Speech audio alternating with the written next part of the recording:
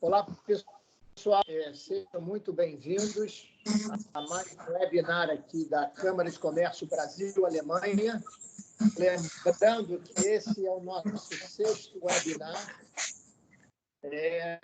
A Câmara de Comércio Brasil-Alemanha faz essa relação entre o Brasil e a Alemanha, entre as empresas, tentando pensar sempre quais são as oportunidades de negócio, de relacionamento entre os países, e vem desenvolvendo aí, durante o ano de 2019, diversas comissões, diversos trabalhos, que nós dividimos em comissões, e desde já, quem não é associado, que venha a ser associado aqui da Câmara de Comércio, e a gente vem fazendo aí um debate muito interessante nos webinars sobre o impacto do Covid-19 nos negócios. Ou seja, desde o início, a Câmara percebeu e vem acompanhando aí os cenários futuros, e a gente entende que você tem um mundo antes do Covid, um mundo durante o Covid e um mundo depois do Covid. Serão três mundos bem distintos. E qualquer pessoa que queira prever o futuro, né, essa previsão de futuro, né, ninguém consegue fazê-la, ninguém consegue pensá-la, né? Se eu pegar o mercado que eu trabalho, que é o mercado de petróleo e gás, né, eu vejo que esse mercado, no início do ano, foi pensado aí um cenário, um valor do petróleo a $60, e ontem eu assisti numa webinar do IBP, né, esse valor caiu 60%. E ao perguntarem, né, no setor de petróleo e gás, que cenário futuro é esse que a gente teria para o setor de petróleo e gás, a resposta foi: não sabemos. Não temos noção de como vai se comportar o preço, mas sabemos, e aí não é uma questão só do IBP, e essa é uma questão que a própria Câmara puxou e teve essa responsabilidade, é saber que a gente só sai dessa crise juntos. A gente não consegue pensar numa crise como essa se a gente não tiver um trabalho conjunto. E foi pensando nisso, eu trouxe alguns números só para a gente ver como esse mundo, né, é baseado na tecnologia. A gente pode chamar o Covid aí, o antecipador de futuros, né, coronavírus, um acelerador de futuros. Todos nós, empresários, sabemos o quanto era importante, o quanto nós nos esforçamos para implantar diversos projetos de transformação digital. E a gente não conseguia avançar nisso, a gente não conseguia criar cultura digital nas empresas, a gente não conseguia humanizar mais as relações de trabalho. E hoje, com o Covid, o que a gente consegue? A gente consegue, através de um empurrão que a gente não esperava, todos fomos para casa. 58 mil profissionais da Petrobras hoje estão em casa, em home office, e a resposta da Petrobras, eles apresentam uma produtividade bem maior. 78% do pessoal da Eletrobras estão em home office, a mesma coisa. E se a gente pegar aí as compras, a web, as compras pela web, o que a gente percebe, né? A gente percebe que aquela meta que foi projetada para os próximos 10 anos, ela foi superada agora nesses 3 primeiros meses de Covid. Por que eu estou colocando isso, né? Colocando que o mundo anterior é um mundo que a gente não conseguia mexer com a tecnologia, ou poderia mexer mais. Hoje, nós estamos todos já dentro desse novo cenário de tecnologia, e o mundo futuro não poderá ser um mundo sem essa tecnologia. As pessoas estão experimentando muito essa questão. Uma outra coisa interessante, uma outra palestra que eu assisti, que também está ligado com esses novos cenários, é a palestra do Nubank, né, que todos nós conhecemos, essa fintech. Então, eles apresentavam um número muito interessante. Pessoal, eu vou pedir um favor aí, se puder desligar o microfone, por favor. Obrigado. Então, fechando, né, o Nubank, ele nos traz um dado muito interessante, que é o dado que 1/3, na verdade, são 30% das novas contas dele lá do Nubank são de pessoas acima de 70 anos. Ou seja, tinha uma galera aí que não entrava no mercado digital, né? E como as agências estão fechadas, são obrigados a entrar. Então, a gente vai ter um mundo bem digital aí na nossa frente, um novo mundo que está surgindo, e a gente sabe que esse novo mundo, a gente só consegue avançar com ele através de trabalhos de coworking, cocriação, relacionamento, inovação. E uma coisa interessante, só para terminar essa fala inicial, para passar para os nossos convidados, uma coisa interessante é que ninguém vai lembrar do ano de 2019, ou a memória de 2019 é muito curta, 2018, mas todos nós, sem exceção, nos lembraremos do ano de 2020. O que isso significa para nós? Isso significa que quem está vivendo esse momento histórico vai ter marcado no seu DNA uma variável que vai ser a variável que vai mudar o mundo, que vai mudar as empresas, que é a colaboração, é a humanização das relações de trabalho que a gente está vendo aí no nosso dia a dia. Baseado nisso, o que a gente percebe? A gente percebe que a gente não tem a resposta para as coisas que vão acontecer no futuro, mas, pelo menos, a gente tem a capacidade de reflexão. E esses webinars aqui na Câmara, a tendência é convidar pessoas, é o sexto, né, como eu coloquei, a gente convidar pessoas para que elas possam nos ajudar a refletir sobre diversos segmentos, como isso pode impactar o nosso negócio e de que forma, junto, podemos refletir soluções que a gente ainda não sabe quais são. Falando isso, pessoal, eu me apresento, eu sou Fernando Potti, eu atualmente estou como diretor da Câmara de Comércio Brasil-Alemanha, uma coisa que me deixa bastante orgulhoso de fazer parte desse time. Eu faço parte do grupo de óleo e gás da Câmara.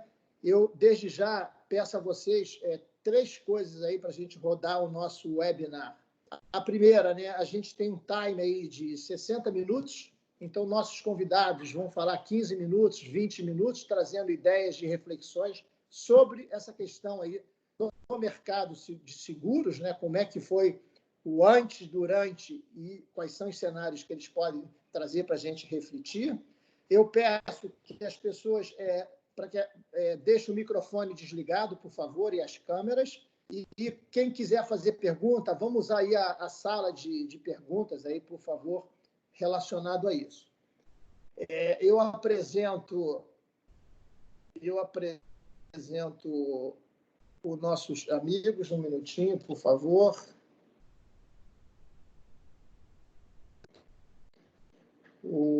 Nós temos 2 convidados, que é o Roberto, eles são da DN2A Seguros.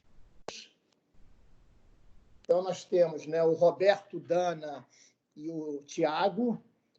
O Roberto é o CEO e fundador da DN2A Seguros. Ele começa a sua carreira como engenheiro de risco e sinistro da Bradesco Seguros. Ele chegou a diretor comercial da Marsh em 99, foi para a Securitas, onde se tornaria CEO. Posteriormente, foi convidado para ser CEO da JLT Seguros. Em 2011, ele montou aí a empresa dele, essa empresa aí na área de seguros. E o Tiago, ele é um economista aí da área formado pelo IBMEC. Em 2008, assumiu a posição de broker de seguros e se juntou à DN2A em 2012. Então, Roberto, passo aí a palavra para você, para que você faça a apresentação, né, no máximo é de 15 a 20 minutinhos, para que a gente possa voltar e aí entrar no debate com o nosso amigo. Seja bem-vindo e sucesso aí na nossa apresentação. Muito obrigado, Fernando. Bom dia a todos. Gostaríamos de agradecer inicialmente a oportunidade dada pela Câmara de Comércio e Indústria Brasil-Alemanha. Na realidade, a gente gostaria de bater um papo com vocês e dividir com vocês algumas das expectativas dos nossos clientes com relação à questão dos seguros, coberturas, melhorias, enfim. Temos tido uma demanda muito grande por parte dos nossos clientes e temos feito várias reuniões com eles e percebemos que eu acho que as dúvidas deles poderiam ser dúvidas de outras empresas também. E eu acho que é importante dividirmos, que, como o Fernando falou, é tudo muito novo, é um mundo novo. Quem falar que sabe o que vai acontecer pós-Covid está mentindo ou achando que sabe, mas não sabe. É tudo muito novo e nós vamos descobrindo aos poucos. E essa apresentação é um pensamento nosso, é o que nós dividimos com os nossos clientes, as expectativas deles, e a gente gostaria de dividir com vocês e ouvir vocês também. Na realidade, a gente estruturou essa apresentação rapidamente, né, para dar tempo de vocês fazerem as suas perguntas e colocações também, em 3 cenários. Vamos, na primeira parte, falar rapidamente sobre algumas das catástrofes ou desastres naturais ou causados pelo homem que mais impactaram no mercado segurador, os de indenizações de seguros. Tiago, passa, por favor. Em termos de indenização de seguro. A segunda parte seria já entrando no cenário a partir da ocorrência da Covid. O Tiago, que é o nosso sócio responsável técnico, vai fazer essa apresentação, que seria a segunda parte.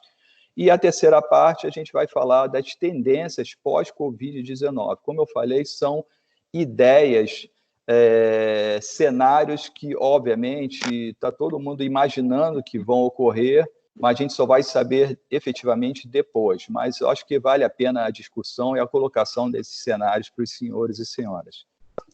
Vamos lá, Tiago.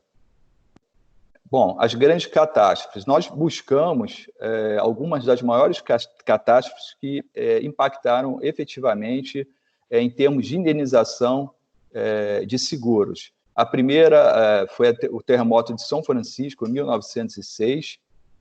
A cidade foi praticamente destruída, principalmente pelo incêndio. Houve o terremoto, mas, consequentemente, o incêndio.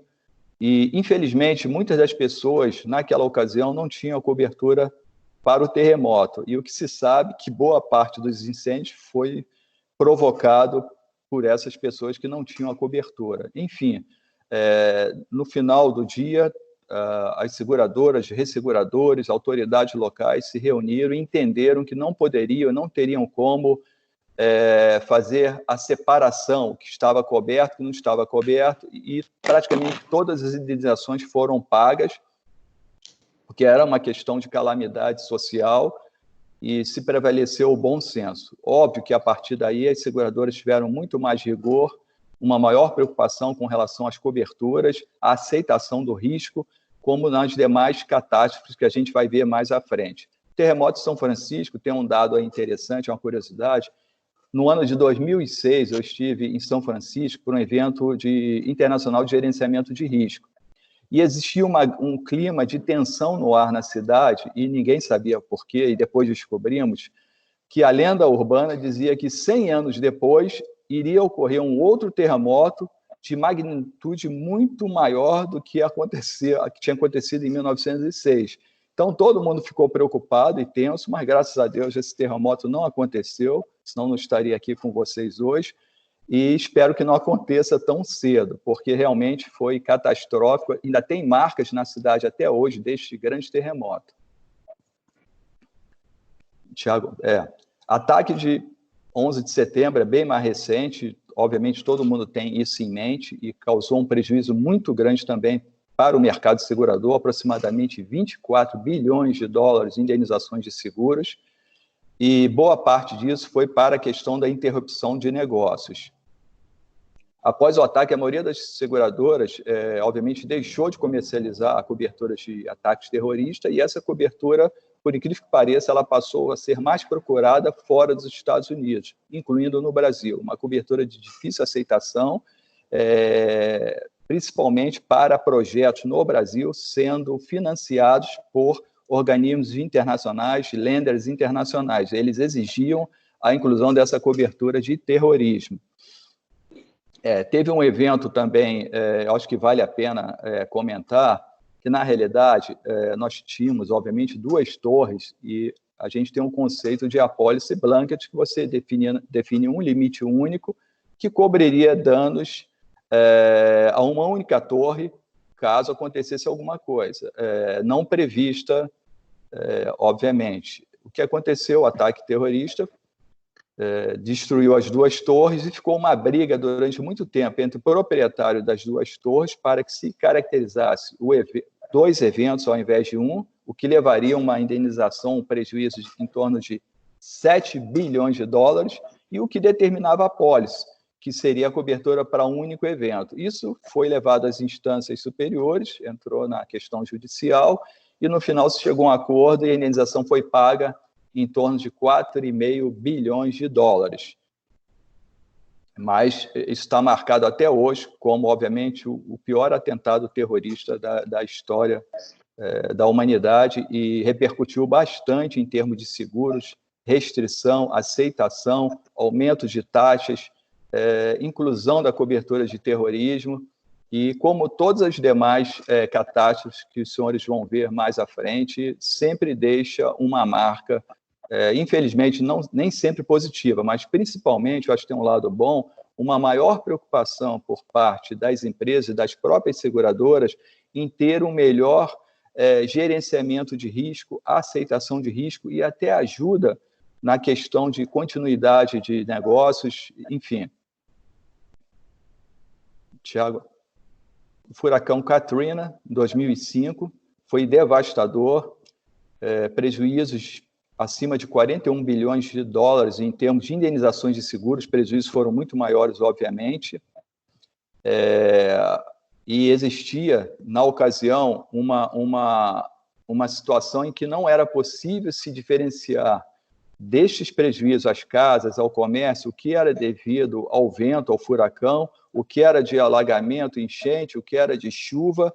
Uns só tinham coberturas para danos provocados pelo vendaval, a maioria não tinha para enchente, e, mais uma vez, houve uma união entre as seguradoras, resseguradoras e o governo local para que a maior parte dos prejuízos fossem indenizados.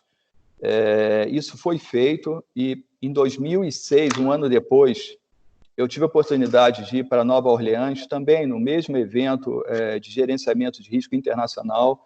A cidade estava ainda arrasada, vazia, que muitas pessoas, obviamente, deixaram as suas casas até que fossem totalmente recuperadas, e a cidade, Bourbon Street, a rua mais famosa lá, também estava vazia, e esse evento internacional foi feito propositalmente em Nova Orleans para poder voltar o fluxo de pessoas, de turismo à cidade. Então, eu tive a oportunidade de conhecer, não foi na melhor situação, Nova Orleans, mas é uma cidade que vale a pena, e eles hoje estão totalmente recuperados. O desastre da BP, todos conhecem também, foi bem recente. A gente caracteriza isso como o maior desastre ambiental da história, prejuízos incalculáveis. A indenização foi paga em torno de 8 bilhões de dólares, mas óbvio que o prejuízo foi muito maior. A BP tem uma cultura de autosseguro, então boa parte ela assumiu, e até hoje a política da empresa é assumir a maior parte destes riscos, mas isso abriu os olhos, obviamente, de muitas empresas, seguradoras, enfim, com relação à necessidade e à importância de ter um estudo adequado de seguros para a cobertura de poluição ambiental. Isso é muito importante, que nós já vimos aqui no Brasil alguns desastres que não foram, obviamente, não chegaram nem perto, mas foram prejuízos enormes e sem a respectiva cobertura de seguros, porque muitas das empresas até hoje, infelizmente, elas também não acham que existe o risco na magnitude que eventualmente possa ocorrer. Mas é uma preocupação nossa como consultores de seguros, e eu, como perito, no início da minha carreira da Bradesco, eu já vi tudo quanto é tipo de sinistro, principalmente aqueles que todos falam que jamais vai ocorrer. Até incêndio de caixa d'água eu já vi, que a gente acha que nunca vai acontecer. Então, eu sempre tenho em mente a teoria da conspiração. É muito engraçado. Quando a gente vai apresentar um estudo, uma estrutura de seguros, e a primeira coisa que a gente ouve é o seguinte: não, isso nunca vai acontecer. mas a gente acaba com fatos e argumentos mostrando que pode acontecer e que é prudente, obviamente, ter a cobertura adequada para que não haja qualquer risco de quebra de uma empresa ou um prejuízo financeiro muito grave, obviamente, por conta de não recebimento de uma determinada indenização. Tiago? O desastre em Fukushima também foi bem recente, foi muito grave, isso afetou várias atividades,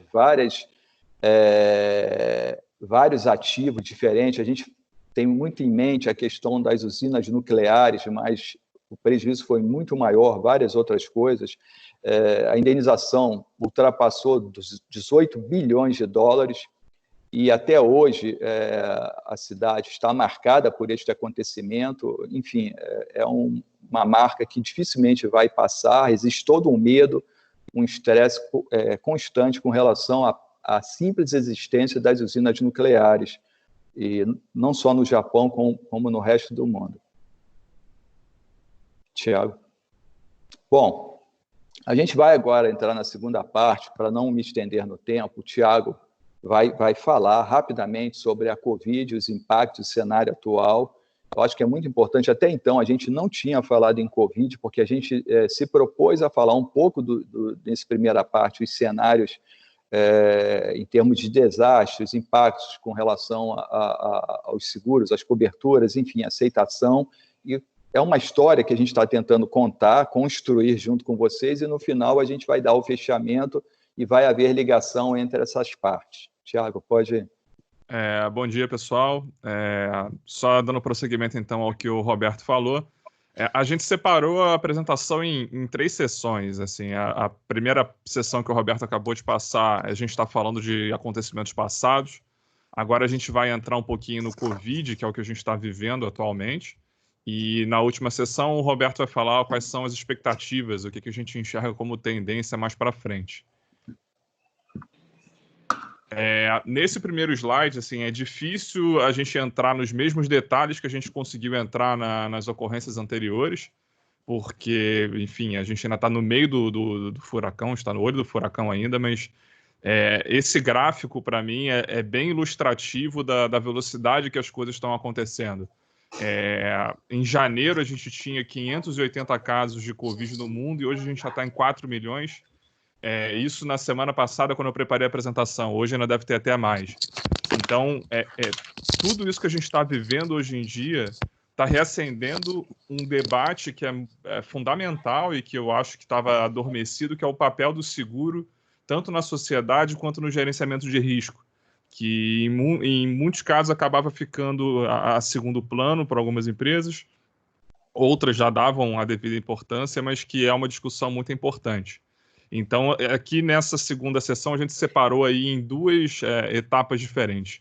A gente vai primeiro falar nos seguros que estão sendo diretamente afetados, os que mais estão sendo diretamente afetados, e alguns que estão sofrendo impacto indireto com Covid. Em termos de ramos de seguro que estão sendo mais afetados de forma direta, a gente tem, obviamente, o mais claro de todos, que é o seguro de vida e o seguro de saúde, que se relaciona aos danos pessoais, ou seja, as indenizações por morte, os gastos com UTI, os gastos com remédio, que estão cada vez maiores. No Brasil, a gente leva um tempo até se adaptar, porque no seguro-saúde os procedimentos são determinados pelo rol da ANS, e esse rol leva algum tempo para ser adaptado. Então, quando a Covid surgiu, por exemplo, os testes não faziam parte do rol da ANS, então não eram cobertos pelo plano de saúde. Isso foi ajustado algum tempo depois. Então, eles estão em constante evolução para atender esse tipo de circunstância e estão sendo bastante afetados. Quando eu falo de seguro de eventos, eu estou falando mais de uma maneira global, porque no Brasil a gente não estava com uma agenda de grandes eventos aí marcado para esse período, mas no mundo, obviamente, a gente tinha. Então a gente está falando aí de Wimbledon, a gente está falando da Olimpíada de Tóquio, que todos eles estão gerando prejuízo para as seguradoras em função de no-show. Eventos estão sendo cancelados aí no mundo inteiro, então estão gerando aí bastante prejuízo. Outra fonte de indenização que está rolando também é dentro do seguro de P&I.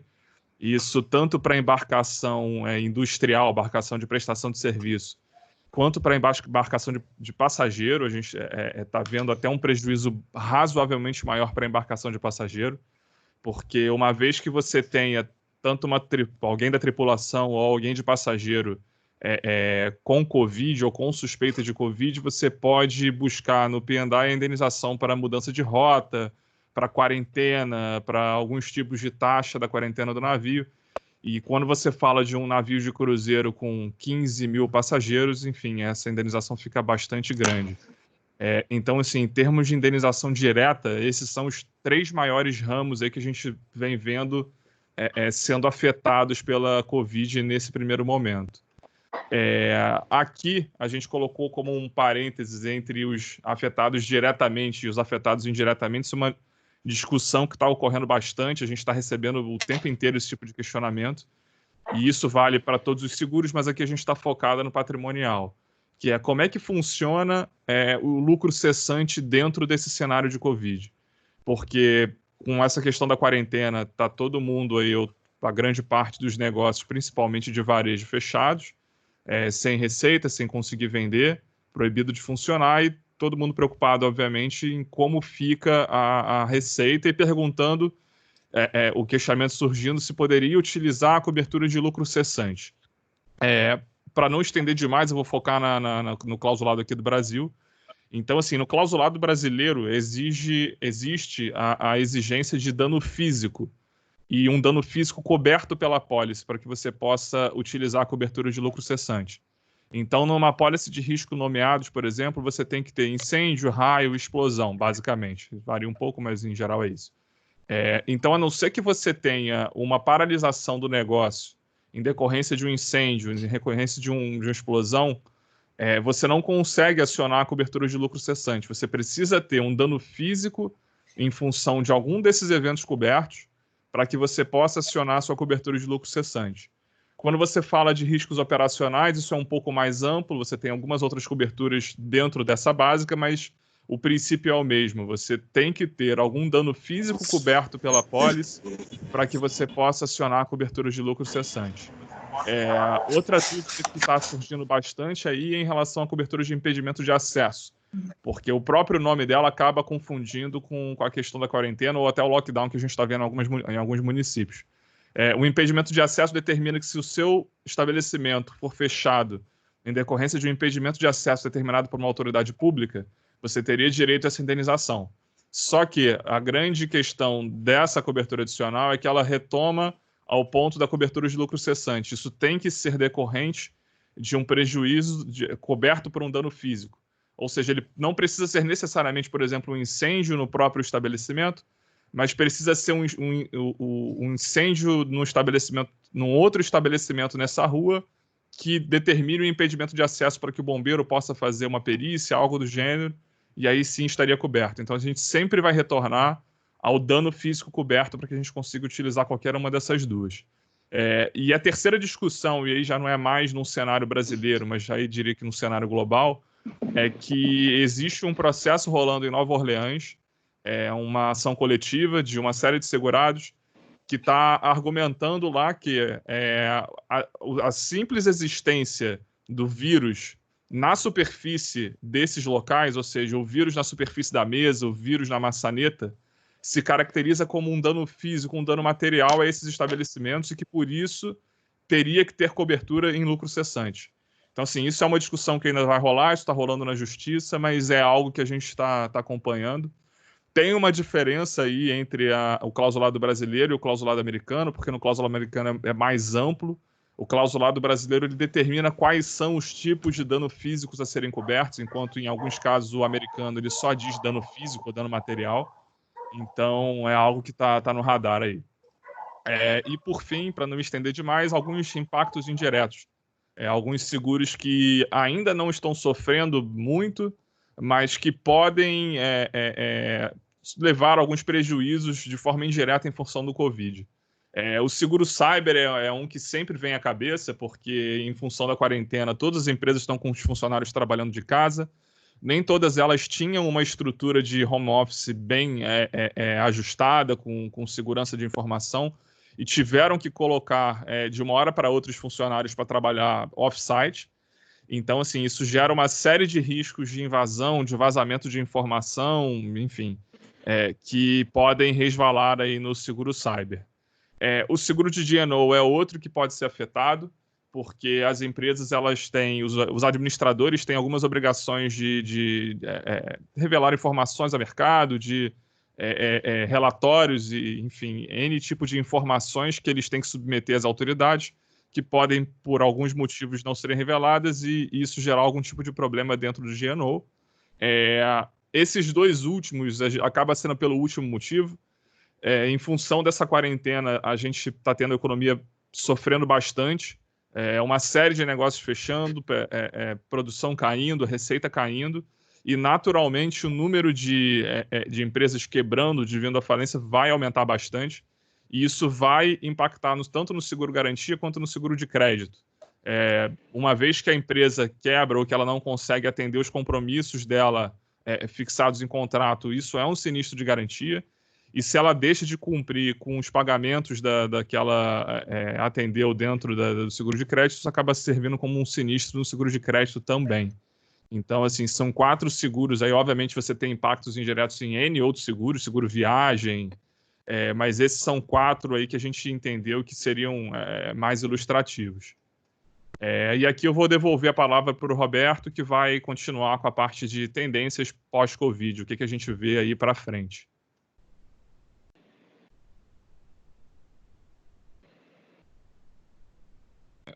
Roberto? Roberto, a gente não está te ouvindo. Você precisa tirar o microfone do mudo, por gentileza. Só assim no mudo. Foi. Estão me ouvindo? Está ok? Sim, sim. Tá, sim. Desculpe.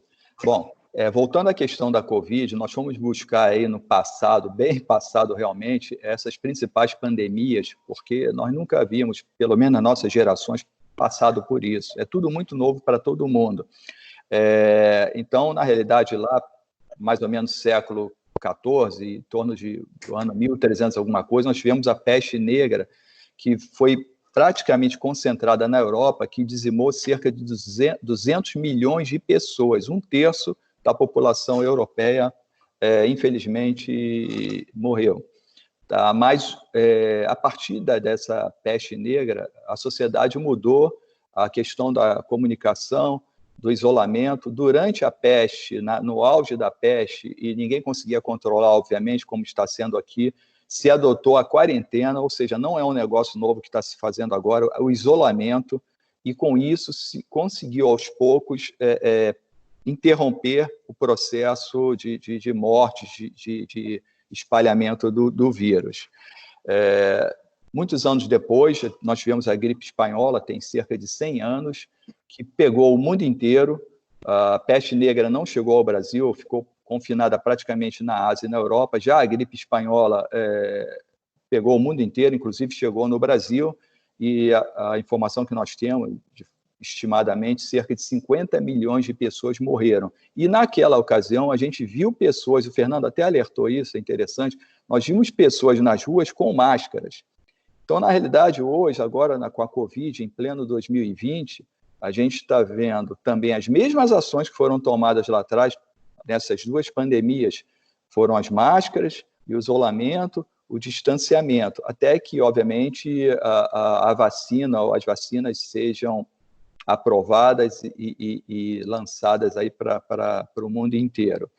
Mas vamos voltando à nossa Covid e como foi depois da questão da peste negra, da gripe espanhola, a sociedade mudou, a questão comportamental, a questão cultural, economia, modo de fazer comércio.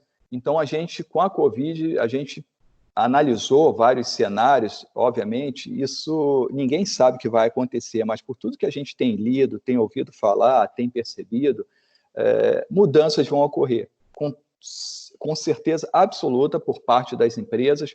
Nós estamos entrando agora num mundo absolutamente digital, as atividades que até então não tinham muita necessidade de utilizarem tecnologia de informação, vão precisar, isso é uma questão de sobrevivência, e é um desafio muito grande, porque muitas empresas não estão ainda preparadas para isso. A gente está falando de mercado segurador, as próprias seguradoras, em sua maioria, elas continuam tendo processos burocráticos para atendimento a sinistros, para emissões de apólice, inspeção de risco, é tudo feito através de telefone, tudo é feito papel, processo burocrático físico, que tem que levar material para ser protocolado na seguradora. Então, elas vão ter que efetivamente dar um salto de qualidade, se digitalizar e estarem preparados para atender de uma maneira mais rápida e melhor, com menos burocracia, as demandas dos seus segurados. A gente está acompanhando isso, por enquanto nada mudou. Nós tivemos agora, essa semana, um sinistro de um cliente, perda total num veículo, que, por incrível que pareça, a seguradora mandou uma relação enorme de documentos, exatamente o que ela fazia antes da Covid. Ou seja, pega o papel, vai lá no cartório, assina, reconhece firma, pega os demais documentos, via física, vai no correio, põe no SEDEX, a seguradora vai receber, vai analisar e vai liberar a indenização. Isso é passado, porque não tem a menor condição de continuar fazendo desta maneira, mas a gente questionou a seguradora e ela falou que não mudou nada. Então, é um desafio que as seguradoras terão pela frente, obviamente, esse novo mundo. É um mundo digital, sem dúvida nenhuma. Passa aí, Tiago.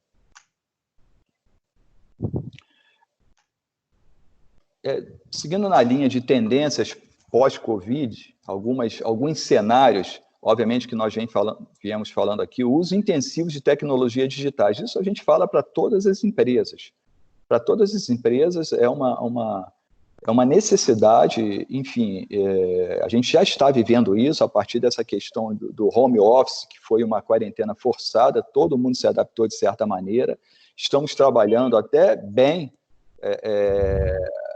tem algumas atividades que isso não é possível, obviamente, mas a maioria está trabalhando bem em home office, então isso veio para ficar.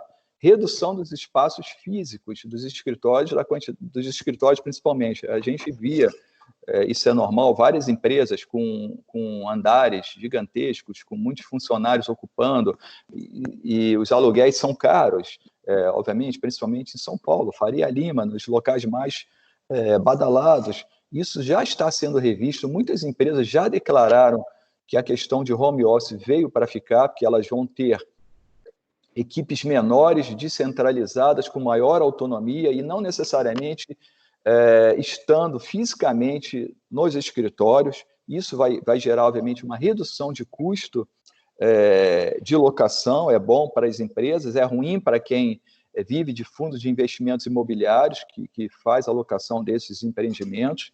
A quantidade de viagens corporativas é uma tendência, obviamente, que vai diminuir bastante, que hoje é possível, a gente percebe que é muito fácil fazer uma reunião por vídeo, como essa que a gente está fazendo, sem necessariamente ter que pegar um avião, ir para São Paulo, fazer uma reunião, voltar, ou ir para o exterior, fazer uma rodada de reuniões. Então, eu acho que isso vai ser uma tendência, de certa maneira é bom, porque a gente vai ganhar mais tempo e, obviamente, tem a redução de custo.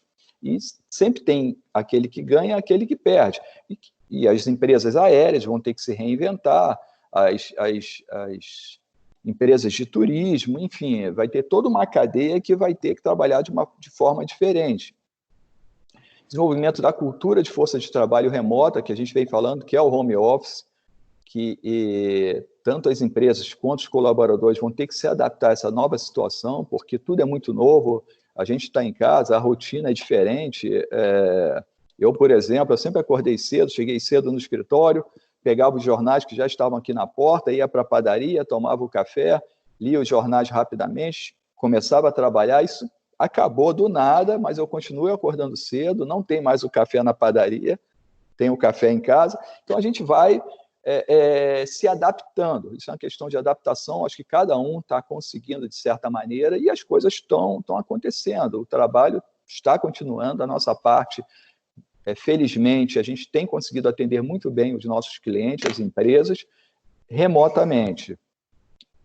Desenvolvimento, cultura e força de trabalho, já falei, aprimoramento do plano de continuidade de negócio é muito importante, porque até então, de novo, na vida nós temos ciclos. Pandemia é um negócio que a gente nunca tinha ouvido falar, pelo menos nas nossas gerações, não aconteceu dessa magnitude. Agora está acontecendo. E ninguém pensou que teria o seu negócio parado ou interrompido 100% ou parcialmente por conta de uma pandemia. Qual a continuidade dos negócios? O que eu tenho que fazer se isso acontecer?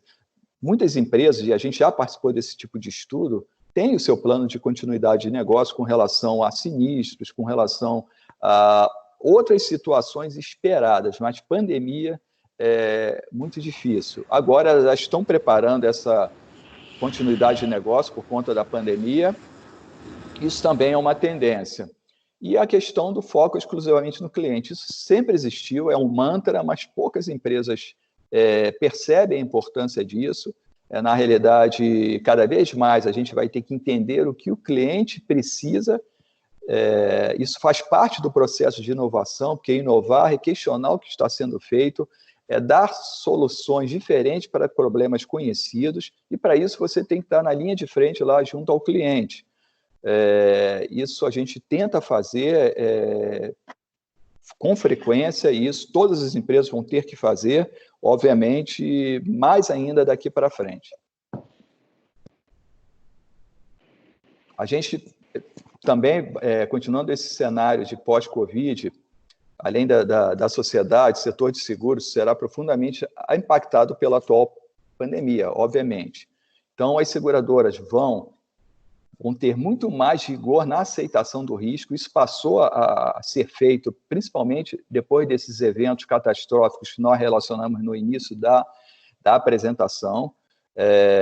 Não é quem quer fazer o seguro vai ter aceitação imediata, é quem está preparado, na visão das seguradoras e resseguradores, para a transferência desse risco, em termos de gerenciamento, em termos de cuidados, sistemas protecionais. Isso é muito importante, porque obviamente, existe uma situação da seguradora não aceitar. Vai lá, faz a inspeção, não quero o seu risco. E ninguém pode obrigá-la a aceitar. Então, isso é muito importante, esse trabalho de acompanhamento, de gerenciamento e de proteção ao risco. Desenvolvimento de novos produtos e coberturas securitárias, isso é normal também. Na ocasião não existia cobertura de terremoto, terremoto de São Francisco, quase ninguém contratava. A partir daí todo mundo queria contratar a cobertura, as seguradoras não queriam aceitar imediatamente, porque o impacto seria muito grande em suas carteiras, enfim, e acabou se equilibrando ao longo do tempo. E agora, a pandemia é um risco excluído. Isso não existe cobertura de pandemia. Até então, obviamente, depois que isso tudo passar, os prejuízos serão avaliados pelos resseguradores, pelas seguradoras, e essa cobertura vai ser possível de ser contratada. Não vai ser barata, obviamente, mas vai estar na prateleira. Isso é uma tendência. Elaboração de novas cláusulas para proteger seguradores de perdas sofridas durante a pandemia. Os seguradores, obviamente, vão colocar os seus clausulados de forma mais clara para não ter subjetividade, não ter qualquer questionamento se cobra ou não cobra, como é o caso da pandemia que o Thiago citou anteriormente, que questão de dano físico, é um dano físico, não é? Enfim, isso está sendo discutido principalmente nos Estados Unidos. A gente não sabe que fim vai levar essa história, mas estamos acompanhando, mas é uma briga interessante, porque se caracterizar a pandemia como um dano físico, as apólices, em tese, de riscos operacionais, que é uma apólice all risks, não teria exclusão para isso. Então, vamos aguardar, estamos acompanhando, estamos conversando com nossos segurados e com as próprias seguradoras também. Melhoria na gestão dos riscos, nós já falamos de seguros por parte das empresas, e, obviamente, e principalmente a preferência por corretores de seguros com perfil consultivo. A gente percebe que o mercado segurador, durante os últimos anos, ele vem se consolidando. Isso é uma tendência lá fora, uma tendência aqui, tanto por parte das seguradoras, como por parte das corretoras de seguros. E nós caminhamos no sentido inverso, em 2012, deixamos uma estrutura de grandes corretoras para fundarmos a DN2A, exatamente percebendo que teria um espaço muito importante num novo cenário para essas corretoras com perfil consultivo, que é o que nós temos. Thiago? Só abrindo aqui o meu microfone de volta antes da gente fechar esse último slide. Eu queria só acrescentar aqui, né, nesse último slide um pouquinho em relação à parte de aceitação, de precificação, de cláusula de seguradora. Esse tipo de evento catastrófico é cíclico. É natural que de tantos em tantos anos ele se repita. Então, toda vez que isso acontece, seja uma catástrofe natural, seja um incidente, seja lá qual for o tipo de evento, você gera uma série de consequências, tanto no mercado segurador quanto no mercado que busca seguro. Você nunca vai ter um ressegurador, e aí, por consequência, um segurador oferecendo, por exemplo, uma cobertura de pandemia num cenário em que ninguém contrata, em que ninguém acha isso relevante porque nunca aconteceu. Porque não tem sentido, ele vai estar vendendo para um ou dois. O caso que eu posso exemplificar é o seguro de evento. O Wimbledon pagava uma fortuna há muitos anos pela cobertura de pandemia, e ninguém mais fazia quase no mercado, mas porque eles entendiam que era relevante. Então, a partir do momento que mais pessoas passam a buscar esse tipo de cobertura, o mercado ele se ajusta, ele cria estratégias de precificação, estratégias de gerenciamento, para que ele possa oferecer esse tipo de cobertura para o mercado. E, por outro lado, como ele sofreu grandes perdas em função desses eventos, ele cria uma série de mecanismos para se proteger. Então, assim, ele inclui exclusões a determinados tipos de evento, ele clarifica o linguajar do clausulado para evitar que ele sofra novamente esses prejuízos de uma maneira generalizada, e somente quem tem o desejo de contratar essa cobertura passe a contratar. Mas, enfim, é basicamente isso. Esse era o nosso último slide. Agora eu entendo que a gente vai abrir para perguntas e respostas aí com a Maíra.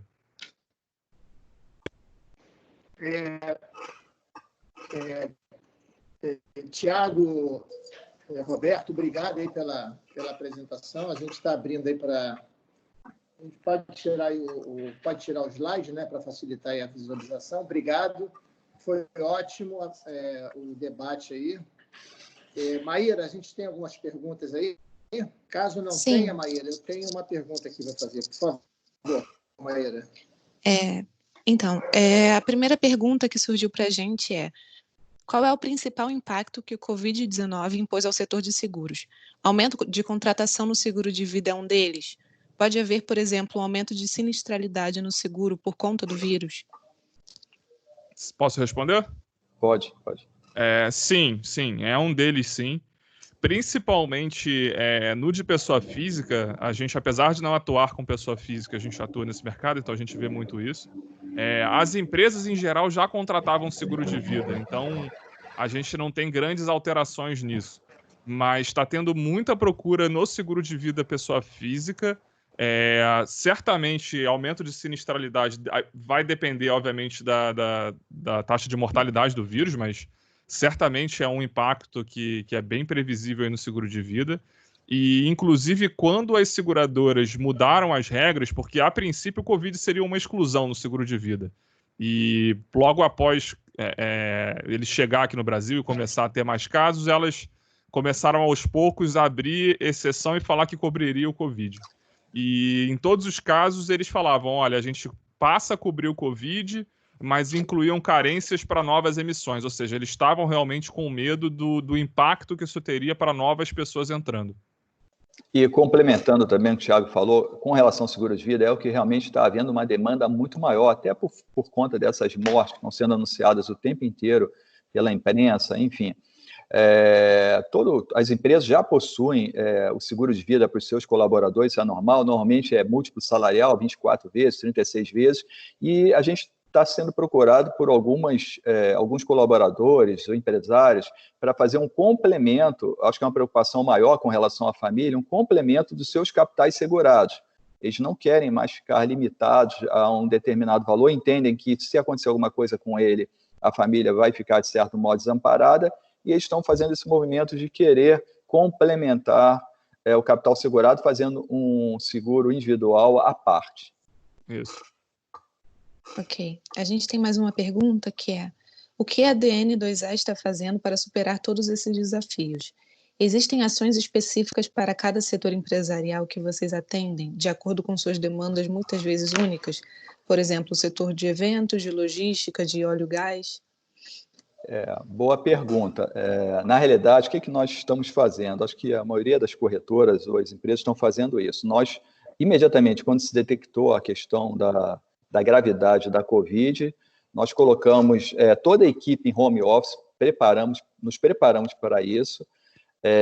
Estamos fazendo reuniões praticamente diárias entre nós, da equipe, e atuação direta junto aos clientes, para poder estar perto destes clientes com relação às suas demandas, às necessidades, porque eles também estão com seus próprios problemas. Nós temos clientes na área de offshore, nós temos clientes na área de entretenimento, nós temos clientes, são indústrias, varejo, então cada um está com seu problema decorrente da quarentena, cada um está tomando tendo a sua própria solução. Nós temos clientes que, infelizmente, estão com atividades 100% paradas, sem receita nenhuma, com as despesas. Eles por enquanto, têm ainda caixa para fazer frente a essas despesas, mas, obviamente, isso tem um fôlego não muito longo. Estão se preparando para a retomada, se espera que essa retomada venha no segundo semestre, a expectativa ninguém sabe quando, mas cada um, de acordo com o seu impacto que está sofrendo da sua atividade, está, obviamente, já atuando, pensando nesse novo cenário pós-Covid e agora também reduzindo os custos, já revendo essa questão de locação de espaços muito grandes para a colocação ou continuidade dos seus negócios, a questão de home office, muitas empresas já estão colocando isso como uma política permanente, a digitalização dos seus processos, então é isso que a gente tem visto com maior foco e a gente entende que é o caminho certo. E aí, só complementando, outra coisa que eu acho positiva que eu estou vendo acontecer, e aí não só com a gente, mas de uma maneira geral com o mercado, a gente está vendo alguns segurados que normalmente só renovariam o seguro e esperariam a próxima renovação para ter qualquer tipo de interação novamente com a pólice, ou se tiver algum sinistro, se interessarem muito mais e ter muito mais diálogo com a gente no dia a dia, com a gente e com o mercado de maneira geral, em relação aos seguros. Isso é muito importante, porque por mais que o nosso papel seja o de especialista no seguro, de entender, e é o que a gente está fazendo, é ajudar o segurado a entender o clausulado do seguro que ele tem contratado, de quais são as possibilidades que ele tem fora desse seguro, o que ele pode conseguir no mercado externo, mas quem mais conhece a própria atividade é a empresa. Então, é fundamental que a gente realmente também tenha essa interação constante com a empresa, porque no final do dia é ela que vai saber nos explicar melhor o que está acontecendo lá dentro, o que ela entende que está sendo um problema, o que não está. E isso eu acho que está sendo bastante positivo, porque, de uma maneira geral, isso está aumentando bastante esse tipo de contato. O que o Fernando fala também, é o mindset, que a maioria das empresas, em épocas de calmaria, ela se preocupa muito com pequeno prejuízo. É o vendaval, é quebra de vidros, etc. e tal, porque isso é uma preocupação menor. Aí pensa em reduzir franquia, faz o preço final, é o foco, e a gente tem uma preocupação muito grande principalmente com o grande risco, é o grande sinistro, é esse que vai causar um prejuízo muito maior às empresas. E agora, com esta situação, as empresas efetivamente estão se voltando novamente para isso. Sempre quando tem algum evento catastrófico, isso é normal, com uma preocupação maior em relação a essa catástrofe, esse grande evento que possa, obviamente, prejudicá-los financeiramente. Ótimo. Eu tenho uma última pergunta, e aí depois eu vou passar a palavra para o Fernando, depois que o Tiago e o Roberto responderem, para ele finalizar a webinar, né? A gente está chegando no final. E a pergunta é: qual é o principal impacto que o Covid-19... Desculpa, estou relendo. Tá. A pergunta tem um pouco a ver com o que vocês já falaram. Os seguros, no que se refere a pandemias e epidemias, normalmente não dispõem de coberturas específicas. Vocês acham que após superarmos essa situação, tendo em vista que temos um mundo cada vez mais globalizado e interconectado, essa realidade pode mudar? estaremos melhor preparados para uma próxima pandemia? Eu acho assim... Pode falar, Thiago, depois eu complemento. Eu entendo que sim. É um pouco do que eu falei nesse último slide. Não existe seguro ou cobertura de seguro sem que você tenha um mercado para comprar essa cobertura. E se todo mundo fizer um exercício de reflexão e pensar se no ano passado alguém chegasse para vocês e oferecessem um seguro de pandemia com um valor de cobertura expressivo ou razoável, não teria adesão nenhuma, porque, sinceramente, ninguém imaginava isso como sendo um cenário atual, ou um cenário possível, na verdade. Então, uma vez que isso aconteça, uma vez que a catástrofe aconteça, todo mundo passa a ver isso como um cenário factível e passa a buscar proteção para isso. Então, você passa a ter um mercado consumidor.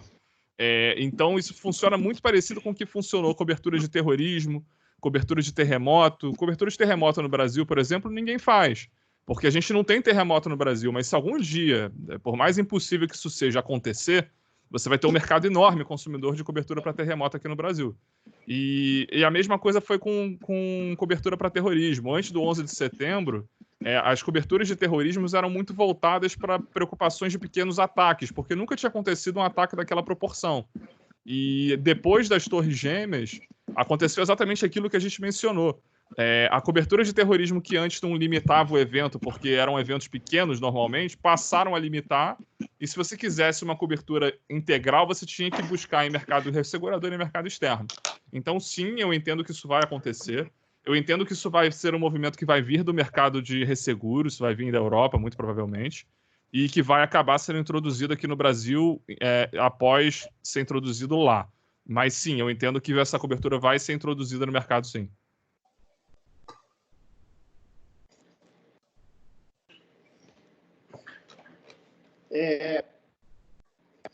Tiago, Roberto, Maíra, posso fazer uma pergunta?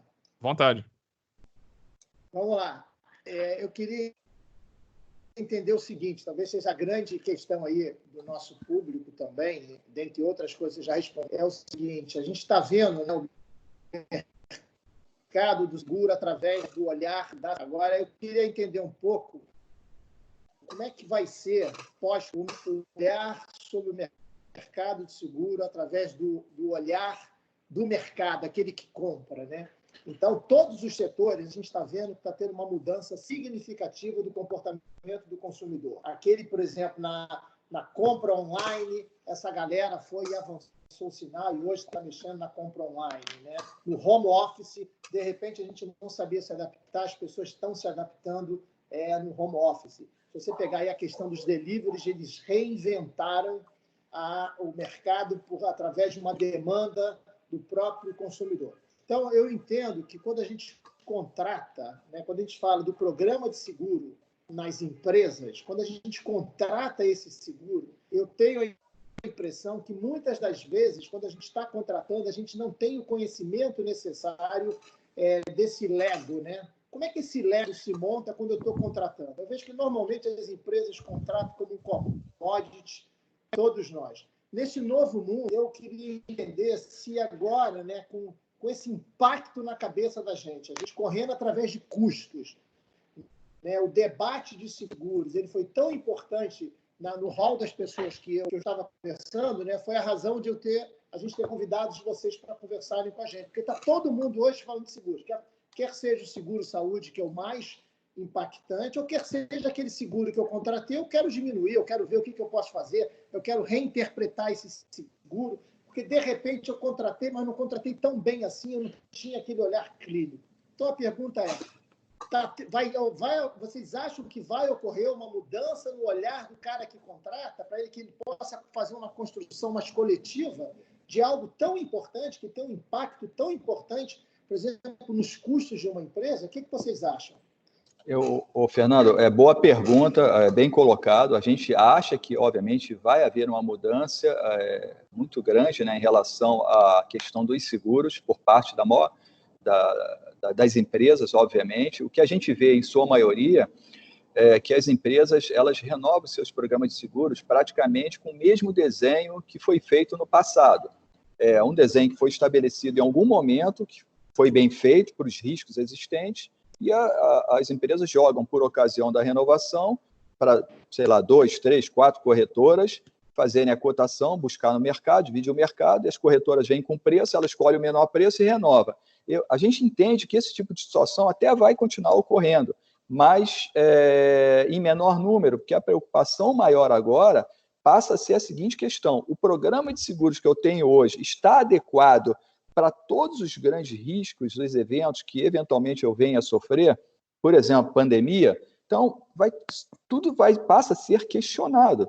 E a corretora de seguros, obviamente, ela vai ter que orientar, fazer um papel muito mais consultivo de definir, analisar, ver os clausulados. O que vai determinar são as letrinhas pequenas das exclusões.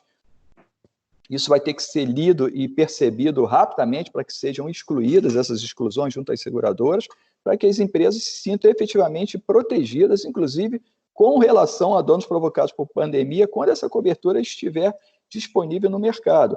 Nós fizemos, eventualmente, trabalhos de consultoria e avaliação de programas de seguros de empresas grandes, que são administradas por outras corretoras, e um dos casos que nós pegamos, um seguro exatamente nessa situação, que foi sendo renovado a cada ano, com o mesmo desenho, do nada teve um prejuízo, um sinistro não coberto, um prejuízo de mais de 10 milhões de reais. Acendeu a luz amarela lá na empresa, nós fomos contactados para fazer todo um trabalho de análise do programa de seguros daquela empresa, e vimos que estava tudo errado, absolutamente tudo errado. Com isso, a empresa, obviamente, mudou o seu programa de seguro, incluiu coberturas, melhorou franquias, enfim, e passou a fazer essa reavaliação anualmente. Então, nós percebemos, entendemos que isso vai ser uma tendência, ou deveria ser, essa maior preocupação com relação à cobertura do seguro. Até complementando aí, só para fechar a resposta do Roberto, outra coisa, e isso é muito importante, que aí entra no que ele falou da letrinha. Quando a gente fala até durante a apresentação mesmo, a gente fala de risco nomeado, risco operacional, como é que funciona o lucro cessante aqui, vai ter cobertura ali, a gente está falando de uma maneira geral, de uma maneira de quem não é de uma apólice individual. Porque quando a gente fala de grande risco, cada apólice é uma apólice. Cada apólice tem suas condições particulares, tem suas condições especiais, tem suas cláusulas. Até dentro do próprio termo de cada cobertura, você tem diferenças, tem nuances entre seguradoras. Então, não é viável a gente dizer se um ou outro vai ter cobertura durante determinado evento, sem, obviamente, fazer uma análise aprofundada do clausulado. O que a gente fala aqui é sempre de uma maneira geral. Então, sim, a gente entende que o mercado vai passar a dar muito mais atenção para isso, e não só para uma renovação por coberturas. Eu tenho as mesmas coberturas, eu tenho os mesmos limites, então eu tenho o mesmo seguro. Porque não necessariamente isso é verdade. Legal. Pessoal, então, muito obrigado, Roberto, Tiago, seguindo aqui a nossa tradição, né? Estamos terminando aqui a nossa webinar. São 11 horas, 11h04, na verdade. Eu queria agradecer de coração a participação de todo mundo, de todos vocês. Afinal de contas, é o motivo que a gente está fazendo essas webinars, os nossos convidados. Aproveito a oportunidade, mais uma vez, de convidá-los, aqueles que ainda não são associados da Câmara de Comércio, que venham participar. A gente tem uns núcleos aqui que a gente está pensando esse mercado, né? No caso, eu faço parte do núcleo de petróleo e gás, a gente está refletindo sobre isso, a gente tem uma integração muito grande com diversos setores da economia. Nós queremos, um dos desafios nossos, nos tornarmos um hub de referência para esse setor, que é o setor de petróleo e gás, que é um setor que está sofrendo bastante, mas é um setor extremamente importante para a nossa economia. Antes de terminar, eu quero agradecer a equipe aqui do HK, a Maíra com a equipe dela, que produz e permite que essas conferências possam ser realizadas. E, desde já, convido vocês para a próxima que a gente vem fazendo. Logo, logo, vocês vão estar recebendo aí essa mensagem. E lembro que esse material deve ser disponibilizado e aí deve ser tudo isso feito através da Câmara. A Câmara vai providenciar como isso chega na mão de todos. Mais uma vez, obrigado aí ao Roberto, ao Tiago. Obrigado, gente. Obrigado.